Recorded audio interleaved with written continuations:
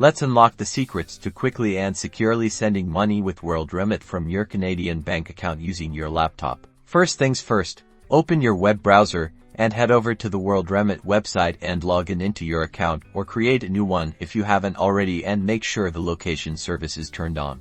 Now, let's set up your transfer. In the upper section of the screen, choose Canada as your sending country, then select the destination country where you want to send the money, as well as how much you'd like to send, and what specific method you want to send it with. Since we're focusing on bank transfers, select bank account as your payment method and click continue. This will bring you to the section where you can link your Canadian bank account. You'll need to enter your bank account details here. This includes your bank's name, your branch number, and your account number. This information can be found on a void check by logging onto your online banking, or by contacting your bank. Double check everything to avoid any errors and click continue.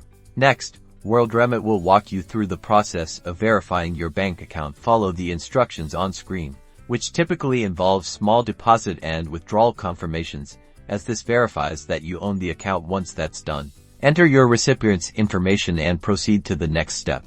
Review all of the information. This includes the recipient's name, the amount being sent, your bank information, and the exchange rate. When you're happy with it all, click confirm.